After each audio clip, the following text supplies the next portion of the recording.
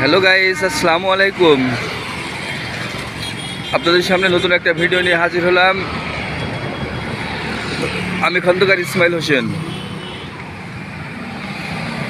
যে বর্ধমান যে ফ্লাইওভার আছে, সেই ফ্লাইওভারের উপরে আমি এখন। এই ফ্লাইওভারের নিচ দিয়ে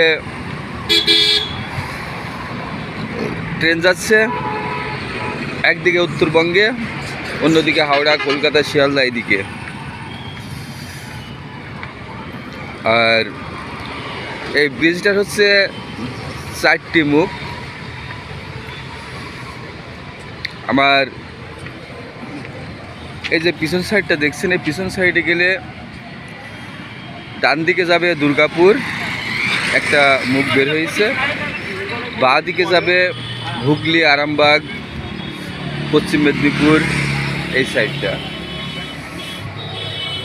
আর এই যে সামনের দিক দেখতে পাচ্ছেন, ওই যে ডান দিক দিয়ে কিছু গাড়ি আসছে। ওই রাস্তাটা গিয়েছে আপনার কালনা, কুসুমগ্রাম, কৃষ্ণনগর, ওই সাইডটা।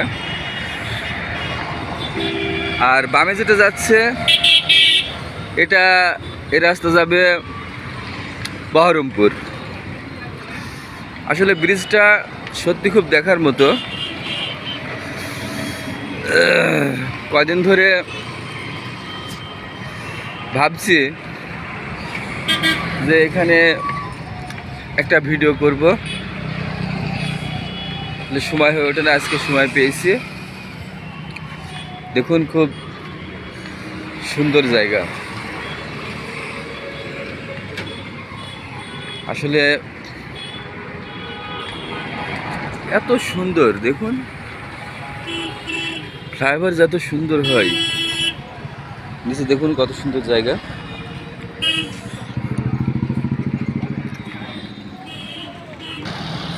ওইটা দেখতে পাচ্ছেন, ওইটা একটা মসজিদ। দুই দিক দিয়ে ফ্লাইওভার, মাঝখানে কত সুন্দর একটা মসজিদ দাঁড়িয়ে আছে, দেখুন।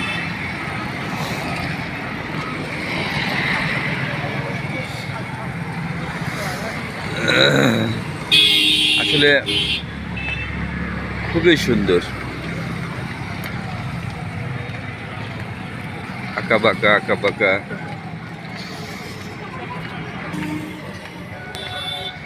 দেখুন বর্ধমান, রাতে বর্ধমান কত সুন্দর লাগে, আপনারা দেখুন। আমি যতদিন পর্যন্ত ইন্ডিয়াতে আছি, ওই দেখুন ট্রেন যাচ্ছে, ওই ছোট ছোট আলোগুলো চলে যাচ্ছে, ওটা ট্রেন।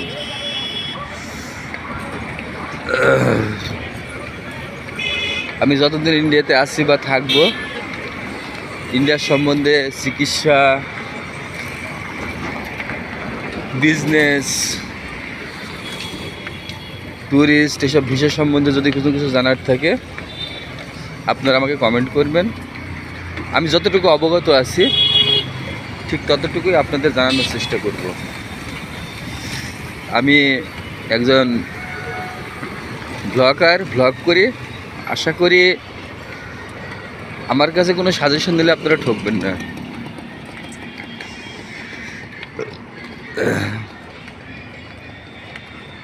এই যে দেখুন, ওইখানে বড় করে লেখা আছে কাটুয়া। তার মানে কি, এই রাস্তাটা এদিক দিয়ে কাটুয়া যাচ্ছে। এই যে দেখুন, এখানে লেখা আছে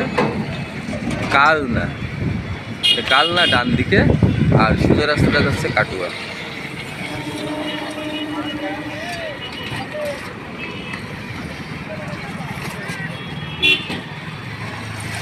আমরা নামবো না, আয়।